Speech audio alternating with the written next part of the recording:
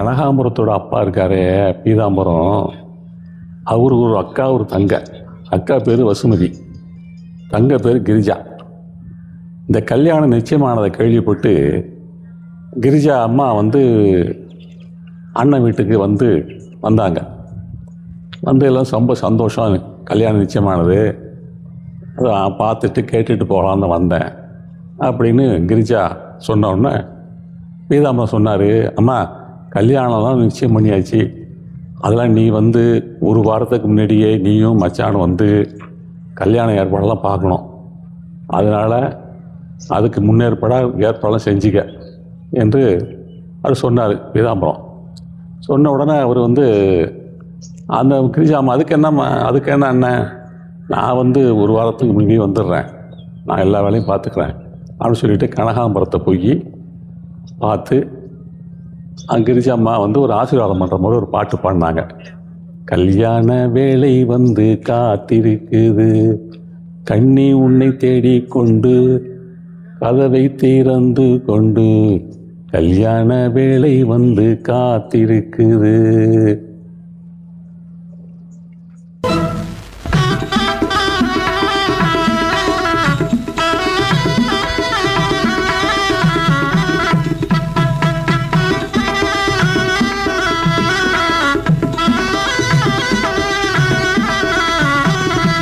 கல்யாண வேளை காத்திருக்குது, கல்யாண வேளை காத்திருக்குது, கதவை திறந்து கொண்டு கன்னி உன்னை தேடிக்கொண்டு, கதவை திறந்து கொண்டு கன்னி உன்னை தேடிக்கொண்டு, கல்யாண வேளை காத்திருக்குது.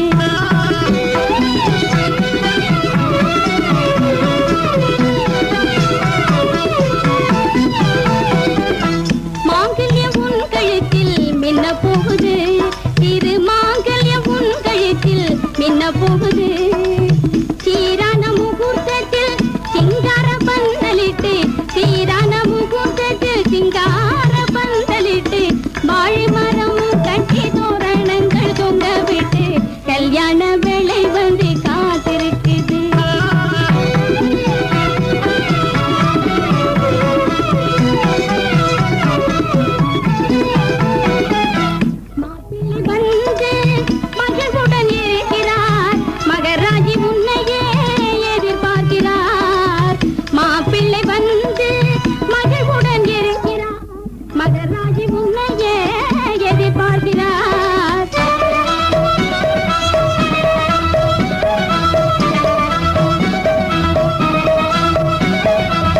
பிள்ளை வீட்டு ஜனங்கள் உன்னை புகழ்ந்துமே போற்றுறார், பிள்ளை வீட்டு ஜனங்கள் உன்னை புகழ்ந்துமே போற்றுறார்.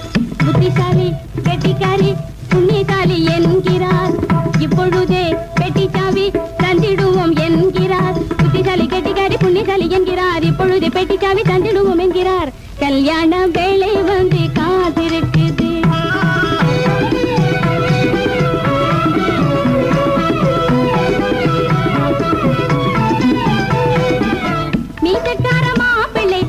மோசம் ஒண்ணுமே இல்லை, நீட்டக்கார மாப்பிள்ளை, அதனால் மோசம் ஒண்ணுமே இல்லை. அவர் ஆசை கொள்ள நெஞ்சமே அள்ளி செஞ்சு கொஞ்சமே, ஆசை கொள்ள நெஞ்சமே அள்ளி செஞ்சு கொஞ்சமே. பார்த்தவர் பயப்படுவார் பரமசாது மாப்பிள்ளை, பார்த்தவர் பயப்படுவார் பரமசாது மாப்பிள்ளை.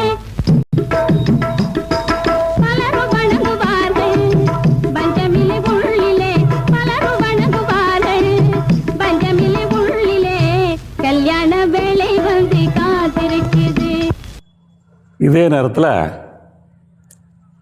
ஏகாம்பரத்தில் அப்பா சிதம்பரம் இருக்கார்ல, அவர் கனவு கண்டுக்கிட்டு இருக்கார். வரப்போகிற மருமக எப்படி இருக்கணும் போகணும் அப்படிங்கிறத பற்றிலாம் அவர் யோசனை பண்ணிக்கிட்டு அதை பற்றி ஒரு ஆனந்தமாக ஒரு பாட்டு பாடினார். அந்த பாட்டு எப்படின்னா, மணமகளாக வரும் மங்கை எவ்வளோ, மருமகளாக இருக்க தகுந்தவளோ, குணமகளாய் விளங்கும் குலமகளோ, இனிய குரலும் மொழியும் கொண்ட கலைமகளோ, மஞ்சள் குங்குமம் அணியும் வழக்கமுண்டோ, நல்ல மனைவிக்கு தேவையுள்ள அடக்கமுண்டோ, நெஞ்சில் இரக்கம் உண்டோ நேர்மையுண்டோ, அவள் நேசனுக்கு அதிக யோசனை புகழும் நிலைக்கு நடக்கும் இணக்கமுடையவளோ, மணமகளாக வரும் மங்கை எவளோ, என் மருமகளாக இருக்க தகுந்தவளோ. அப்படி சொல்லிட்டு இந்த வார்த்தை ரொம்ப நல்லா வர்றார். ஒரு திருக்குறளை பற்றி சொல்கிறார் பாருங்க.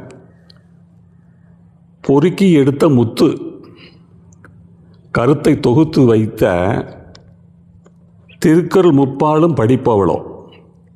அதாவது பொறுக்கி எடுத்த முத்து கருத்தை தொகுத்து வைத்த திருக்குறள் முப்பாலும் படிப்பவளோ.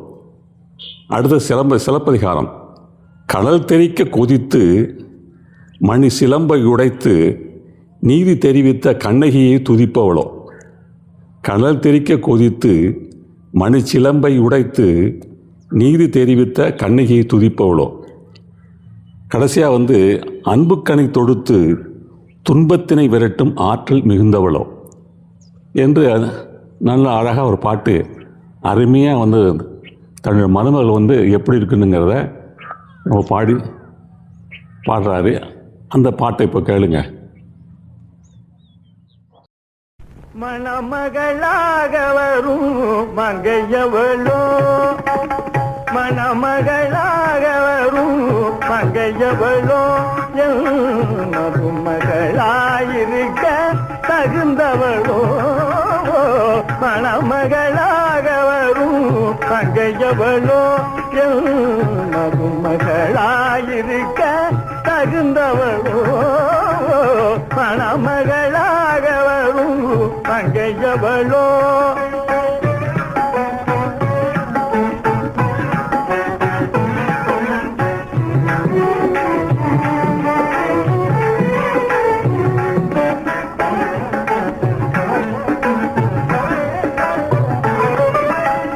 குணமகளாய் விளங்கும் குலமகளோ, இனிய குரலும் மொழியும் கொண்ட கலைமகளோ.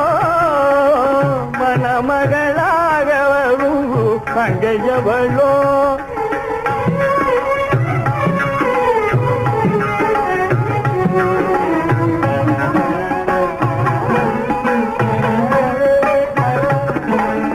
மஞ்சள் குங்குமம் அணியும் வழக்கம் உண்டோ, நல்ல மனைவிக்கு தேவையுள்ள அடக்கம் உண்டோ. மஞ்சள் குங்குமம் அணியும் வழக்கம் உண்டோ, நல்ல மனைவிக்கு தேவையுள்ள அடக்கம் உண்டோ.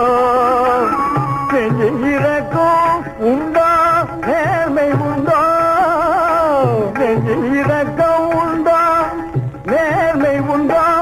அவள் நேசனை கதிக யோசனை புகழும் நிலைக்கு நடக்கும் இணக்கம் உடையவளோ. மணமகளாக வரும் மங்கையவளோ, மருமகளாயிருக்க தகுந்தவளோ. மணமகளாக வரும் மங்கையவளோ.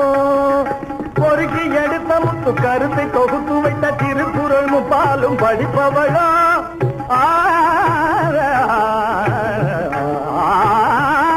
கனல் தெரிக்க கோரித்து மணி சிலம்பை உடைத்து நீதி தெரிவில்லை கண்ணகி துதிப்பவளோ.